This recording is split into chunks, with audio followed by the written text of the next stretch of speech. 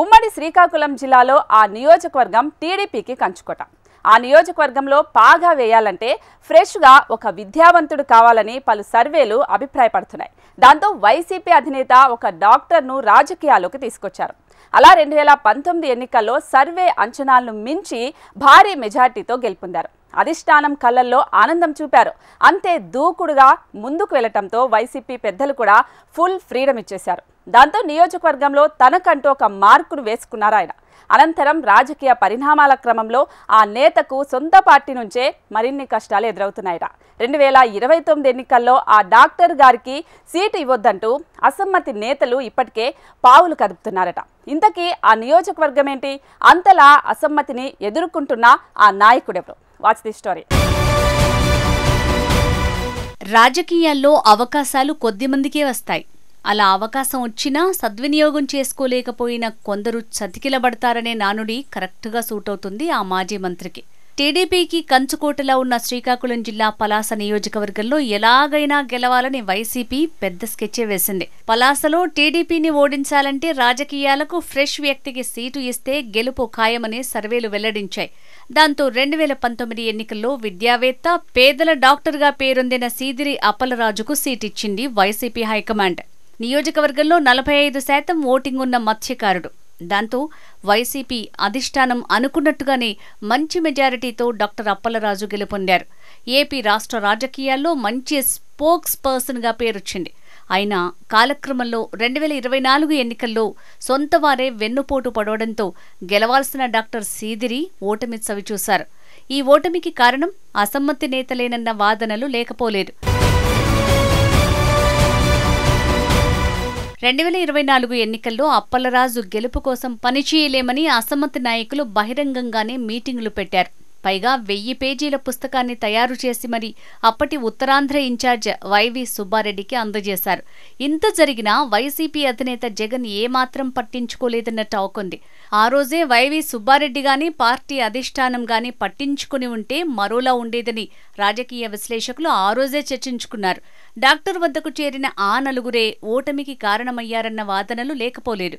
ఎన్నికలకు ముందు ఆ నలుగురే డాక్టర్ను ముంచేశారంటూ హెచ్ఎంటీవీ కథనాలు ప్రసారం చేసింది. పలు కథనాలతో ముందుగా హెచ్చరించినా పట్టించుకోకపోవడంతో డాక్టర్ గారికి ఓటమి తప్పలేదన్న టాక్ నడిచింది. ఈనాటికి అదే స్థాయిలో అసమ్మతి నెలకొందన్న చర్చ రాజకీయ విశ్లేషకుల్లో ఉంది. 2029 ఎన్నికల్లో సీదిరి అప్పలరాజుకు సీటు ఇవ్వనే ఇవ్వొద్దని పలాసలో అసమ్మతి రాగం వినిపిస్తున్నారట. దీంతో నిత్యం ప్రజల్లో ఉండే డాక్టర్ సీదిరిని సొంత పార్టీ వాళ్లే బదనాం చేయటం పట్ల జిల్లా ఓటర్లు ఔరా ఏమిరా ఈ విచిత్రం అంటున్నారట. సాధారణ ఎన్నికలు జరిగి ఏడాదే అయ్యింది. మళ్లీ ఎన్నికలకు ఇంకా 4 ఏళ్ల సమయం ఉంది. అయినా ఇప్పటి నుంచే పలాస వైసీపీలో టికెట్టు రాజకీయాలు ఊపందుకున్నాయి. అప్పలరాజుకు మరోసారి టికెట్ ఇస్తే గెలిచే అవకాశాలు లేవని ఆ పార్టీకి చెందిన కొందరు సీనియర్లు జిల్లా పార్టీ అధ్యక్షుడు ధర్మాన కృష్ణదాస్, పార్లమెంటు ఇన్ఛార్జ్ తమ్మినేని సీతారాంను కలిసి డాక్టర్ వద్దు ఇతరులు ముద్దు అని తమ అభిప్రాయాలను వెల్లడించారట.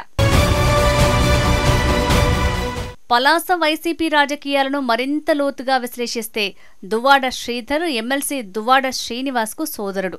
అలాగే ఏరీ కోరి తెచ్చుకున్న మరో నేత సిట్టింగ్ మున్సిపల్ చైర్మన్ బల్ల గిరిబాబు. వీళ్ళిద్దరూ కూడా వచ్చే ఎన్నికలకు అప్పలరాజు పనికిరారని కృష్ణదాస్ సీతారాంకు చెప్పడం గమనార్హం. వీళ్ళిద్దరూ కాళింగ సామాజిక వర్గం నేతలు. పలాసలో మేజర్ సామాజిక వర్గానికి చెందిన గిరిబాబును తానే చైర్మన్ను చేశానని చెప్పుకునే డాక్టర్ అప్పలరాజు అక్కడ కూడా సమాంతర నాయకత్వం తయారవుతుందని భావించి గిరిబాబును తొక్కేయడం ప్రారంభించారట. ఓ విధంగా ఈ నియోజకవర్గంలో మత్స్యకారుల ఓటింగ్ 45%, కాళింగ ఓటింగ్ 38%, మిగతా 17% ఇతర ఓటర్లు. ఈ క్రమంలో అప్పలరాజు తమను పట్టించుకోకుండా ఆ నలుగురిని దగ్గరికి తీయటం, ఈసారి కూడా రాబోయే ఎన్నికల కోసం ఇప్పటి నుంచే అప్పలరాజును వ్యతిరేకించే కార్యక్రమం మొదలైందనే టాక్ ఊపందుకుంది. పవర్ఫుల్ పంచ్ డైలాగ్స్తో ప్రత్యర్థులను విమర్శించడంలో అప్పలరాజు ఆరితేరారు. దీంతో ఆయనను సిక్కోలు జిల్లాలో వైసీపీ అధిష్టానం ప్రత్యేకంగా ప్రోత్సహించిందన్న వాదనలు ఉన్నాయి. దీంతో జిల్లాలో ధర్మాన అండ్ కోకి, తమ్మినేని అండ్ కోకి కంటగింపుగా ఉండేదట. అప్పలరాజును తొక్కాలన్న ఉద్దేశంతో అసమ్మతిని వీరే పెంచి పోషించారనే టాక్ కూడా ఉంది. అప్పట్లో ప్రశాంత్ కిషోర్ టీం దీనిపై రిపోర్టులు కూడా ఇచ్చిందట. అయినా వైసీపీ హైకమాండ్ లైట్ తీసుకుందట. ఓటర్లంతా జగన్ బొమ్మకే ఓటు వేస్తారని అనుకోవడంతో ఇక్కడ గెలవాల్సిన సీటును అప్పనంగా టీడీపీకి అప్పగించారనే సెటైర్లు బాహాటంగానే వినిపించాయి. నిత్యం ప్రజల్లో ఉండే డాక్టర్ అందులో మత్స్యకారుడిగా బలపడటం ఇష్టం లేకనే ఆయన వెనక గోతులు తవ్వుతున్నారనే వాదన ఇప్పటికీ ఉంది. దీనిపై అప్పలరాజు మాత్రం మౌనముద్రలోనే ఉంటున్నారట. జిల్లాలో పలువురు సీనియర్ నేతలకు వయసైపోయిండొచ్చు. అదే సమయంలో యువనేతగా అప్పలరాజుకు చాలా భవిష్యత్తు కూడా ఉండొచ్చు. కానీ సీనియర్ల స్థానంలో ఆయన రాజకీయంగా ఎదగాలంటే ముందు ఆయనకో రాజ్యం ఉండాలి, అందులో సైన్యం ఉండాలి, అన్నింటికీ మించి యుద్ధంలో గెలవాలి. దాన్ని వదిలేసి భవిష్యత్తులో జిల్లాలో తానే చక్రం తిప్పుతానన్న భావన ఉంటే ముందు నియోజకవర్గం చేజారిపోతుంది. ఎన్నో రోగాలను నయం చేసిన డాక్టర్కు ఇంత చిన్న లాజిక్ తెలియంది కాదు. కాకపోతే ఆయన ఆ నలుగురి మెదడుతో ఆలోచిస్తున్నట్టున్నారేమో.